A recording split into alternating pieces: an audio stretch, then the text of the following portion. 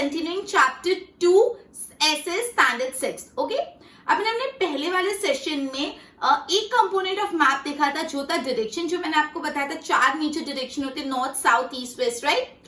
आज अपन पढ़ने वाले स्केल के बारे में। मैंने जब आपको मैप की डेफिनेशन लर्न कर रही थी तभी बोला था ये स्केल, ड्रॉन टू स्केल का मतलब मैं बाद में बताऊंगी, तो मैं आज उसका मतलब आपको बताई, right.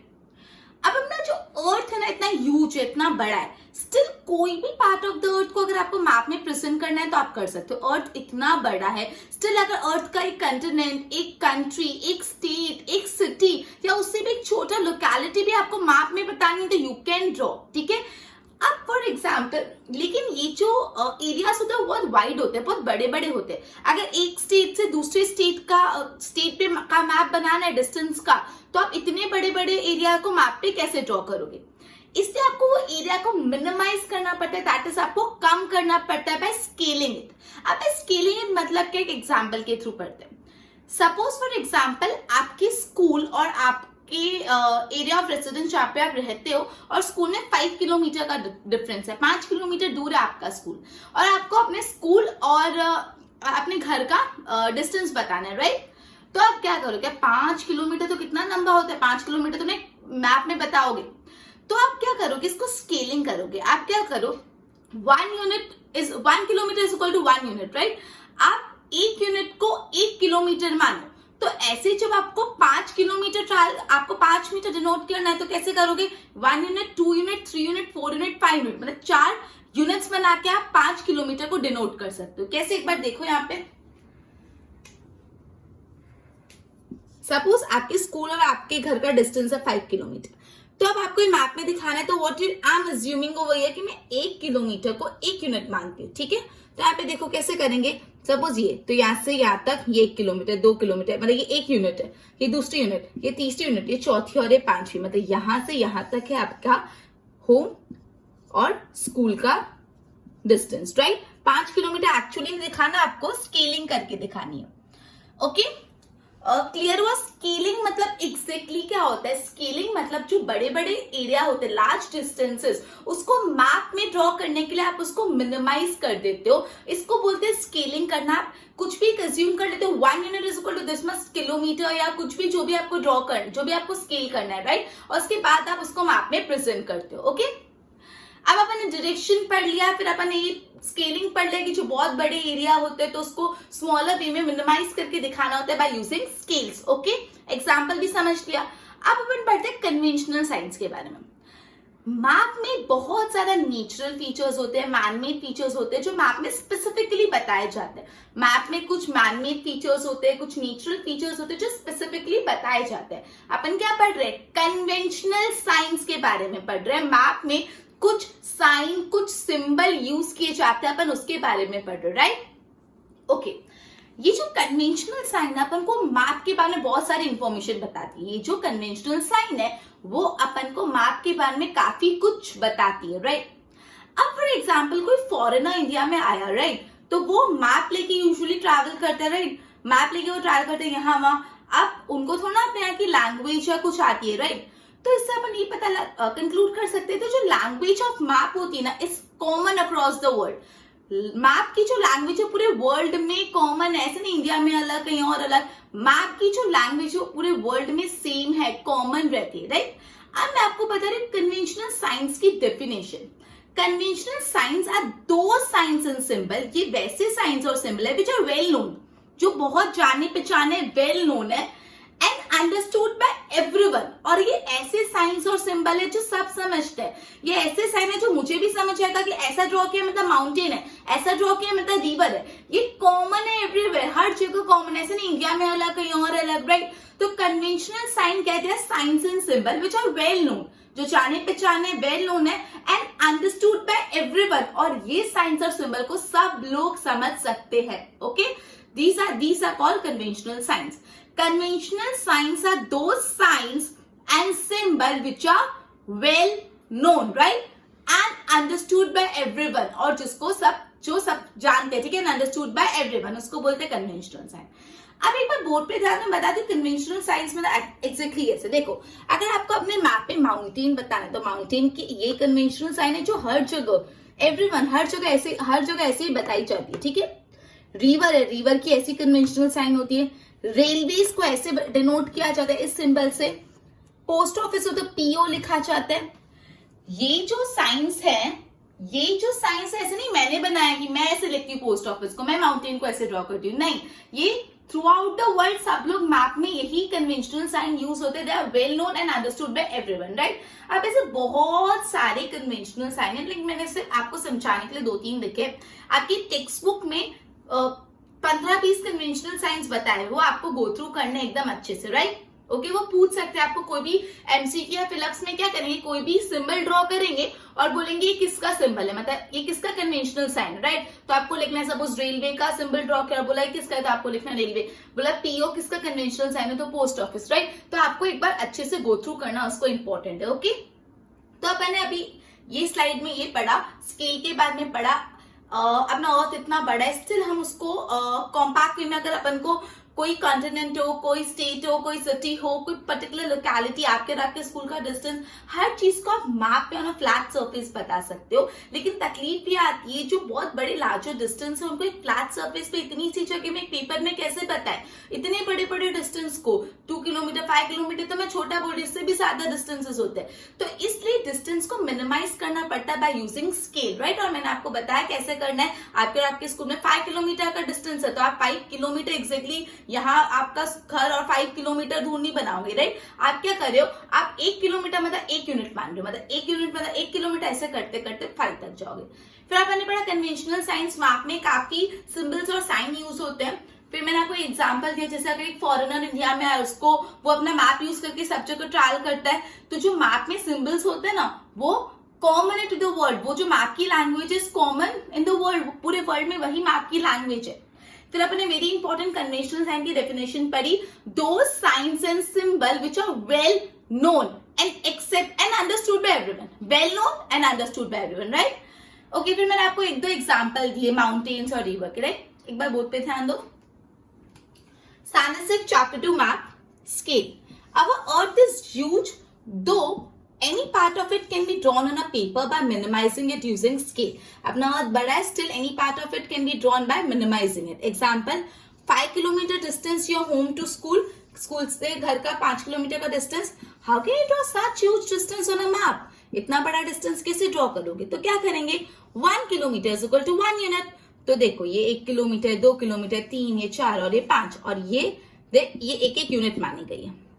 Conventional sign, there are many man made और natural signs with some specific colour, shade, conventional signs. Okay, conventional signs give a lot of information within the limits of map. आपको कन्वेंशनल साइंस से काफी ज्यादा जानकारी, काफी ज्यादा information मिल सकती है, राइट। अभी मैंने एग्जांपल दिया, foreign travel in our country with the help of map. Even they do not know our language, so we can say language of map is common across the country. Language of map is common across all country. अब ये important, signs and symbol which are well known and understood by everyone are called conventional sign. Signs and symbol which are well known and understood by everyone are known as conventional sign. फिर मैंने already आपको conventional signs बताया। Okay, तो एक बार अच्छे से इसके notes बना, फिर मैं आगे समझाती हूँ।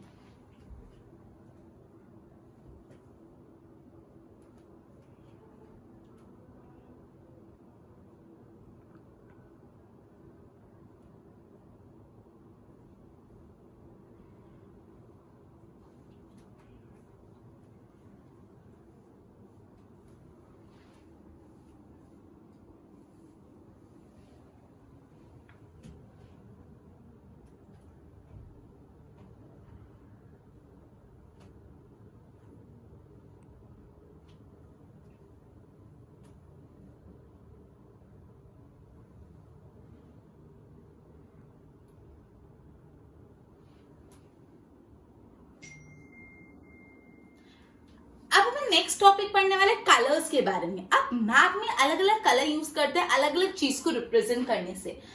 कलर्स यूज करने से मैप का एक गुड लुक आता है और मैप की ना एक डिफिनाइट इन्फॉर्मेशन अपन को पता चल जाती है, राइट। तो अगर हम लोग मैप में डिफरेंट कलर्स यूज करते हैं तो मैप का जो लुक होता है वो बढ़ जाता है, मैप ज्यादा अट्रैक्टिव लगता है और जो भी आपको इन्फॉर्मेशन है वो क्लियरली पता चल जाती है, राइट। अलग अलग टाइप के कलर यूज होते हैं टू इंडिकेट डिफरेंट थिंग, अलग अलग थिंग्स इंडिकेट करने के लिए, अलग अलग फीचर्स इंडिकेट करने के लिए अलग अलग कलर्स यूज होते हैं। जैसे एग्जांपल, कोई मैनमेड थिंग है, जैसे ब्रिज हो गए, बिल्डिंग्स हो गए, रोड्स हो गए, कोई भी मैनमेड थिंग, कोई भी manmade thing, roads, building, bridges, ये सब कौन से कलर से इंडिकेट की जाती है? ब्लैक कलर से। कौन से कलर से? ब्लैक कलर से, राइट। अब कोई वाटर बॉडीज है, water bodies, lakes, rivers, ocean, ये किसे इंडिकेट किए जाते हैं? कौन से कलर से? कॉमन सेंस, वाटर बॉडी कौन से कलर से होगी? ब्लू कलर से। वाटर बॉडी कौन से कलर से होगी? ब्लू कलर से इंडिकेट होती है, राइट। उसके बाद माउंटेन्स, हिल्स, ये सब कौन से कलर से इंडिकेट किए जाते हैं? ग्रीन कलर से। माउंटेन, हिल्स, ये सब ग्रीन कलर से इंडिकेट होते हैं। एंड लास्ट में जो प्लेन्स होते हैं, प्लेन सरफेस, वो किससे इंडिकेट किया जाता है? येलो कलर से। तो अपन ने ये पढ़ा कलर्स के बारे में कि मैप में अगर अपन डिफरेंट कलर्स यूज करते तो मैप ज्यादा अट्रैक्टिव हो जाता है और उसमें बहुत ज्यादा इंफॉर्मेशन हमको मिल जाती है। अलग अलग फीचर्स को इंडिकेट करने के लिए अलग अलग कलर्स यूज होते हैं, राइट। जैसे एग्जाम्पल, जो भी मैनमेड चीज होती है, जो भी manmade, whether it be buildings, roads, bridges, कोई भी मैनमेड चीज कौन से कलर से बताई जाती है? ब्लैक। कोई भी मैनमेड चीज ब्लैक कलर से बताई जा रही, राइट। उसके बाद कोई भी वाटर बॉडीज जो होती है, रिवर, लेक्स, ओशन, कोई भी जो वाटर, हाँ, तो अगर अपन को वाटर बॉडीज को इंडिकेट करना है, वाटर बॉडीज जैसे रिवर, लेक्स, ओशन, सीज, ये कौन से कलर से इंडिकेट करते हैं? कॉमन सेंस, ब्लू कलर से, राइट। माउंटेन्स हो गया, हिल्स हो गए, ये सब किससे इंडिकेट होते हैं? ग्रीन कलर से इंडिकेट होते हैं। और प्लेन्स इंडिकेट होते हैं येलो कलर से, राइट। ओके, तो एक बार बोर्ड पे ध्यान दो। Colors are used in map to give good look and provide a definite information. Color क्यों यूज होते हैं मैप में? To give a good look, अच्छा लुक का, and to provide a definite information. Different colors are used to indicate different features. Different colors are used to indicate different feature.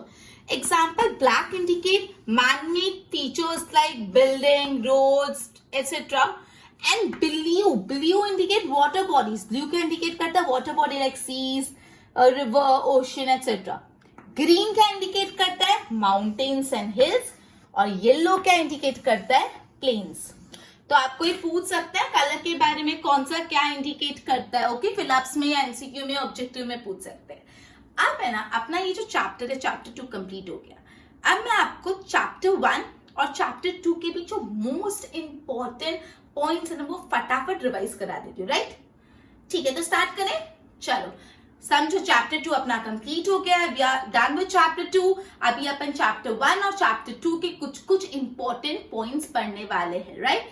सबसे पहले अपन chapter 1 में बहुत important point था millennium gallery. Millennium gallery क्या था? जो 2000 इन दिसंबर 2000 जितने की भी न्यूज़पेपर्स उन्होंने आर्टिकल पब्लिश किए थे अलॉन्ग विद द फोटोग्राफ्स। किस चीज के आर्टिकल्स, किस चीज की फोटोग्राफ, और various events that happen in 20th century. 20th century में जो भी इवेंट्स हुए थे वो इवेंट के आर्टिकल और वो इवेंट के photos most of the newspaper ने दिसंबर 2000 में पब्लिश किए थे और वो बहुत फेमस हुआ था एज मिलेनियम गैलरी, राइट। उसके बाद अपने ताड़पत्र और भोजपत्र के बारे में पढ़ा था, राइट। ताड़पत्र और भोजपत्र की जो मैन्यूस्क्रिप्ट है वो कौन सी स्क्रिप्ट में लिखी जाती है? याद है, मैंने बताया था पांडु स्क्रिप्ट।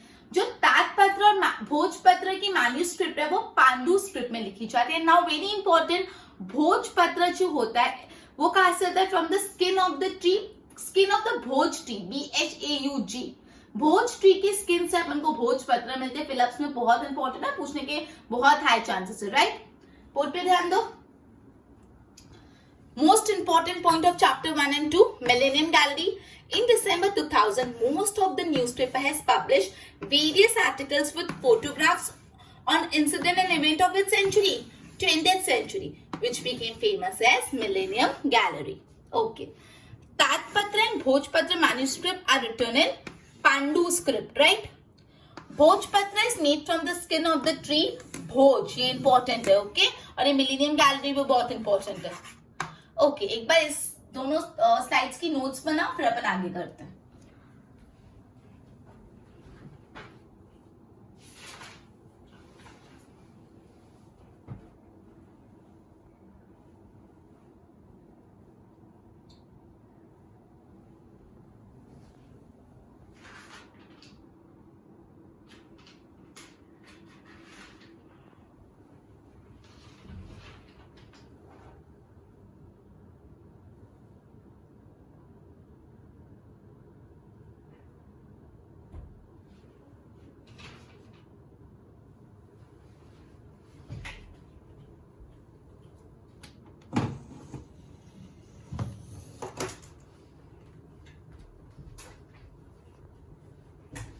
अब अपन ने पढ़ा था कार्बन डेटिंग सिस्टम के बारे में। याद है carbon dating system? Carbon dating system की मदद से जो आर्कियोलॉजिस्ट थे कोई भी हिस्ट्री के इवेंट का एग्जैक्ट डेट एंड टाइम जान सकते थे। जो भी आर्कियोलॉजिस्ट थे हिस्ट्री के कोई भी इवेंट का एग्जैक्ट डेट एंड टाइम कौन से सिस्टम से जान सकते थे? Carbon dating system, right? Okay. उसके बाद इंपॉर्टेंट है आर्चीव्स किसको बोलते हैं? Archives are the place which store historical record. जिस जगह पे हिस्ट्री के रिकॉर्ड स्टोर करे हुए होते हैं उस जगह को आर्चीव्स बोलते हैं, right? What are archives? 1 mark में आपको डिफाइन आर्चीव्स करके पूछ सकते हैं, तो फिलिंग द ब्लैंक्स में पूछ सकते हैं। तो places where historical records are stored, जहां पे हिस्टोरिकल रिकॉर्ड स्टोर होते हैं उस जगह को आर्चीव्स बोलते हैं, right? Okay. Carbon dating system के बारे में पढ़ा, आर्चीव्स के बारे में पढ़ा। कार्बन डेटिंग सिस्टम एक सिस्टम है जिससे आर्कियोलॉजिस्ट के know about the exact date and time of an historical event. Okay, अब चैप्टर 2 का फटाफट सम अप कर लेते हैं। चैप्टर 2 में सबसे पहले अपने मैप की डेफिनेशन दे दी थी। मैप कैसा व्यू है? 2D, 2 dimensional representation of whole और the part of the earth, या तो पूरा अर्थ या तो part of the earth, drawn to scale on a flat surface, right? तो मैप इज अ कैसा रिप्रेजेंटेशन? 2D, 2 dimensional representation. किसका 2 dimensional representation? Of the whole या तो part of the earth. Drawn to scale, जिसको scale लेके draw किया जाता है, स्केल से ड्रॉ किया जाता है on a flat surface, right? Map clear हुआ? उसके बाद अपन ने पढ़ा था मैप के 3 कंपोनेंट होते हैं, extreme important, very important. Maps के 3 कंपोनेंट होते हैं, पहला डायरेक्शन, दूसरा स्केल, तीसरा कन्वेंशनल साइन। दिमाग में डाल दो क्लियरली, मैप के 3 कंपोनेंट्स होते हैं। कितने कंपोनेंट? 3 कंपोनेंट होते हैं। पहला कंपोनेंट होता है डायरेक्शन, दूसरा कंपोनेंट होता है स्केल और तीसरा कंपोनेंट होता है conventional sign. 4 major direction, north, south, west, east, और इसके बीच की जो direction north east, north west, वो सब अपन ने पढ़ी थी, राइट? फिर स्केल के बारे में पढ़ा था, अर्थ बहुत ह्यूज है, स्टिल कोई भी पार्ट ऑफ द अर्थ अगर आपको रिप्रेजेंट करना है तो आप मैप में रिप्रेजेंट कर सकते हो। जो बहुत लार्जर डिस्टेंस होता है, उसको मैप में कैसे रिप्रेजेंट करते हैं? वो डिस्टेंस को मिनिमाइज करो बाय स्केलिंग इट, इसको स्केल करके डिस्टेंस मिनिमाइज करके बताओ, राइट? उसके बाद मैंने कन्वेंशनल साइन पढ़े। कन्वेंशनल साइन क्या होते हैं? Those signs and symbol which are well known and understood by everyone. Conventional signs are those signs and symbols which are well known and understood by everyone. सब समझते और well known, उसको conventional signs बोलते हैं, right? आपको 2-3 example बताया था, mountain कैसे रिप्रेजेंट करते हैं, पोस्ट ऑफिस। अब मैंने बोला आपकी टेक्स्ट बुक में 15 से 20 कन्वेंशनल साइंस थे that you need to memorise, because उसको ऑब्जेक्टिव में पूछने के बहुत हाई चांसेस है, you need to memorise it. Okay okay. Then अपन ने पढ़ा कलर्स के बारे में। कलर्स से मैप का प्रेजेंटेशन अच्छा हो जाता है, इनफैक्ट आप अलग अलग इंफॉर्मेशन भी जान सकते हो। अलग अलग फीचर्स को अलग अलग कलर से रिप्रेजेंट किया जाता है। जैसे ब्लैक कलर किसके लिए होता है? Manmade objects, manmade thing, buildings हो गए, रेलवेज हो गए, रोड्स हो गए। Water bodies, yes, blue, right? Mountain, hill, yes, green, and plains, yellow. Simple. Okay, एक बार बोर्ड पे ध्यान दो। Carbon dating system, it is used to know the exact date and time of a finding. कौन सा system? Carbon dating system. Important for fill ups. Carbon dating system is used to know the exact date and time of a founding. Important again. Places which store historical record, places which store historical record, जिस जगह पे historical record store होते हैं उसको बोलते हैं Archies. अब chapter 2 important definition, map is a 2 dimensional representation. किसका 2 डायमेंशनल रिप्रेजेंटेशन है? ऑफ होल या तो पार्ट ऑफ द अर्थ, या पूरे अर्थ को ही बता दो, या तो अर्थ की कोई पार्ट को बता दो। Drawn to scale on a flat surface. मतलब 4 पॉइंट में आंसर कंप्लीट, 4 पॉइंट में डिफाइन कंप्लीट। कैसा व्यू है? पहली बात 2 डिमेंशनल व्यू है, किसका? Whole at the part of the earth. फिर कैसे ड्रॉन किया? Drawn to scale and on a flat surface, simple. Component of map कितने होते हैं? 3, direction, scale and conventional sign. And very important, component of map 3 होते हैं, direction, scale और conventional sign. और इन north, south, west, east 4 direction, north और west के बीच में नॉर्थ ईस्ट, साउथ और वेस्ट के बीच में south west and accordingly. Scale के बारे में अपन ने समझा। फिर conventional sign, signs and symbol which are well known, conventional signs which are well known and understood by everyone. Conventional signs are signs and symbols which are well known and understood by everyone. Color, blue color water bodies, black color man-made objects, green color mountain hills, yellow color plains. Okay, तो अपना आज का lecture इधर ही complete होता है। आप एक बार इसके नोट्स बना लो। अपना chapter 1 and chapter 2 of SS पूरा कंप्लीट हो गया। थरो रीडिंग करो चैप्टर्स की, एकदम thorough reading. Okay, thank you.